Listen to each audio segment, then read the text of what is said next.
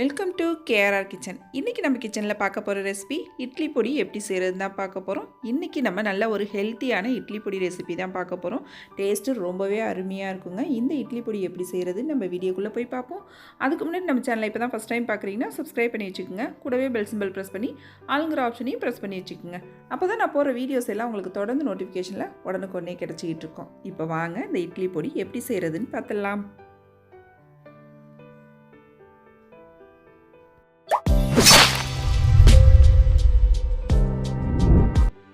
இப்போ இட்லி பொடி செய்கிறதுக்கு நம்ம ஒரு பொருளாக வறுத்து எடுத்துக்குவோம். அதுக்கு பார்த்திங்கன்னா அடுப்பில் கடாய் வச்சுருக்கேன். நல்லா ஹீட் ஆனதுக்கப்புறம் 1 கப் அளவுக்கு பச்சை வேர்க்கடலை சேர்த்துருக்கேன். இதை அடுப்பை லோ ஃப்ளேமில் வச்சு நல்லா வறுத்து எடுத்துக்குவோம். கடலை பார்த்திங்கன்னா நல்லா செவந்து வறுபட்டு வரணும். இதே இது நீங்கள் வறுத்த வேர்க்கடலை கூட இதில் சேர்த்துக்கலாம்.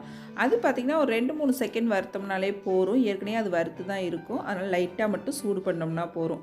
பச்சை வேர்க்கடலை அப்படிங்கிறதுனால நல்லா இந்த அளவுக்கு செவந்து வறுபட்டு வர வரைக்கும் நல்லா வறுத்து எடுத்துக்குங்க. இப்போ இதை ஒரு பிளேட்டுக்கு மாற்றி ஆற வச்சு எடுத்துக்குவோம். இப்போ திரும்பவும் அதே கடாயில் பார்த்திங்கன்னா 1/2 கப் அளவுக்கு கடலைப்பருப்பு எடுத்திருக்கேன். இதையும் நல்லா செவக்க வறுத்து எடுக்கணும். நம்ம இன்றைக்கி வறுக்க போகிற பொருள் எல்லாமே பார்த்திங்கன்னா அடுப்பை லோ ஃப்ளேமில் வச்சு நல்லா கைவிடாமல் கலந்து கொடுத்துட்டே இருந்திங்கன்னா பருப்பு எல்லாமே பார்த்திங்கன்னா நல்லா இது போல் ஒத்தாப்பில் வறுபட்டு வரும். இது போல் வறுபட்டு வரும்போது தான் நமக்கு பொடி நல்லா டேஸ்ட் நல்லாயிருக்கும். அதனால் அடுப்பு தீயை குறைச்சி வச்சு இது போல் எல்லா பொருளையும் வறுத்து எடுத்துக்குங்க. இப்போ 1/2 கப் அளவுக்கு உளுந்து சேர்த்துருக்கேன். நான் இன்றைக்கி கருப்பு உளுந்து சேர்த்துருக்கேன். இதுக்கு பதிலாக நீங்கள் வெள்ளை உளுந்து கூட எடுத்துக்கலாம். இப்போ இதையும் பார்த்திங்கன்னா இதே போல் நல்லா செவக்க வறுத்து எடுத்துக்கணும். இதையும் இப்போ ஒரு பிளேட்டுக்கு மாற்றிக்கிறேன். வேர்க்கடலையை மட்டும் தனியாக வச்சுக்கோங்க. மற்ற பொருள் வறுக்கிறது எல்லாத்தையும் ஒரே பிளேட்டில் வச்சுக்கலாம் நம்ம. இப்போ இதில் கொஞ்சமாக எண்ணெய் விட்டுக்குங்க. ஒரு 2 டீஸ்பூன் அளவுக்கு இதில் ஒரு சின்ன துண்டு கட்டி பெருங்காயம் பொரித்து எடுத்துக்கிறேன். கட்டி பெருங்காயம் இல்லை அப்படின்னாக்கா நீங்கள் அரைக்கும் போது தூள் பெருங்காயம் சேர்த்துக்கலாம். இப்போ பொரிஞ்சதுக்கப்புறம் திரும்பவும் அதே பிளேட்டில் எடுத்து வச்சுக்கிறேன். இதில் இன்றைக்கி காரத்துக்கு பார்த்திங்கன்னா ஒரு 15 வரமிளகாய் சேர்த்துக்கிறேன். நீங்கள் உங்கள் காரத்துக்கு தகுந்த அளவு வரமிளகாய் சேர்த்துக்குங்க. இப்போ இதையும் நல்லா செவக்க வறுத்து எடுத்துக்குவோம்.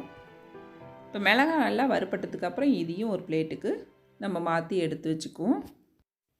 இப்போ திரும்பவும் அதே எண்ணெயில் பார்த்திங்கன்னா ஒரு சின்ன நெல்லிக்காய் சைஸ் புளி பிச்சுட்டு சேர்த்துக்கிறேன். இதையும் நல்லா பொரித்து எடுத்துக்குங்க.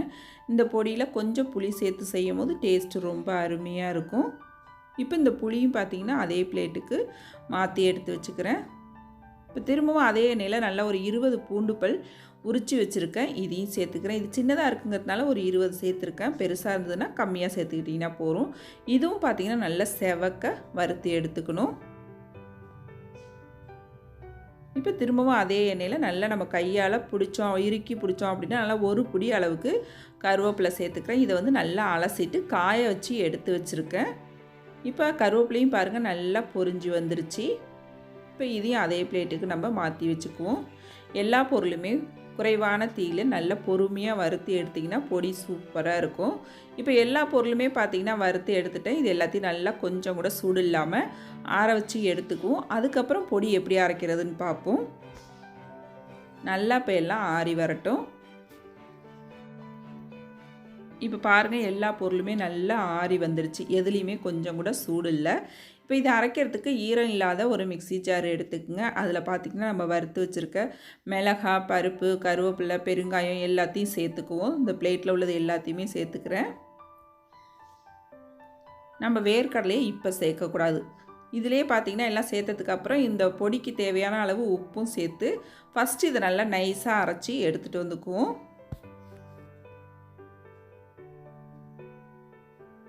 இப்போ பாருங்கள் பொடியை அரைச்சி எடுத்துகிட்டு வந்துட்டேன். நல்லா நைஸாக ஓடி இருக்குது. இந்த பொடியை பார்த்திங்கன்னா அடியில் நல்லா கலந்து விட்டுருங்க. ஒரு தடவை ஒத்தாப்பில் நல்லா கலந்து விட்டுட்டு இப்போ வந்து பார்த்திங்கன்னா வேர்க்கடலையே இதில் சேர்த்துக்குவோம். வேர்க்கடலையே இது போல் கடைசியாக தான் சேர்த்து அரைக்கணும். முன்னாடியே நம்ம சேர்த்து அரைக்கக்கூடாது. ஏன்னா வேர்க்கடலை ரொம்ப நாளி ஓடுனுச்சு அப்படின்னாக்கா அதுலேருந்து எண்ணெய் வர ஆரம்பிக்கும். அதனால் கடைசியாக சேர்த்து பல்ஸில் தான் போட்டு எடுக்கணும். நம்ம 1-2மா இருந்துச்சு அப்படின்னா அந்த பொடி கூட சேர்த்து சாப்பிட்றதுக்கு நல்லாயிருக்கும். நல்லா ஒரு 2-3 தடவை பல்ஸில் போட்டு எடுத்திங்கன்னா நல்லா அந்த பொடி கூட இந்த வேர்க்கடலையும் கலந்து நல்லா அரைப்பட்டு வந்துடும். இப்போ பாருங்கள் ரொம்ப அருமையாக சூப்பராக ரெடி ஆகிடுச்சு பாருங்கள். நீங்கள் பொடி அரைக்கும் போதும் பார்த்தீங்கன்னா இது போல் ஒரு ஸ்பூன் வச்சு கலந்து கலந்து விட்டு அரைச்சிங்க அப்படின்னா நல்லா ஒத்தாப்பில் அரைப்பட்டு வரும். இப்போ இது வந்து பார்த்திங்கன்னா ஒரு பாத்திரத்துக்கு மாற்றி நம்ம கலந்து எடுத்துக்கணும். நான் வந்து பொடி வறுத்ததில் கொஞ்சம் எண்ணெய் இருந்துச்சு, அதிலே இந்த பொடியை கொட்டிக்கிறேன். அங்கங்கே சின்ன சின்ன கட்டிகளாக இருக்கும், எல்லாத்தையும் உடச்சி விட்டு நல்லா பொடியை வந்து பார்த்திங்கன்னா ஒத்தாப்பில் கலந்து விடணும். அப்போ தான் அதில் உப்பு காரம் எல்லாம் ஒத்தாப்பில் ஈவனாக கலந்து வரும். இப்போ நல்லா இது போல் கலந்து எடுத்துக்கிட்டு பொடி கொஞ்சம் சூடு ஆறுனதுக்கு அப்புறம் நல்லா ஒரு கண்ணாடி பாட்டிலில் போட்டு மூடி வச்சிட்டிங்க அப்படின்னா 1 மாதம் வரைக்கும் இந்த பொடியை நம்ம வச்சுருந்து யூஸ் பண்ணலாம். ரொம்ப அருமையாக சூப்பராக இருக்கும். இதில் வேர்க்கடலை சேர்த்துருக்கிறதுனால பார்த்திங்கன்னா அந்த பொடி நல்லா வாசனையாக இருக்கும், சாப்பிட்றதுக்கு டேஸ்ட்டும் பார்த்திங்கன்னா ரொம்ப அருமையாக இருக்கும். ஹெல்த்தியான பொடி ரெசிபியும் கூட.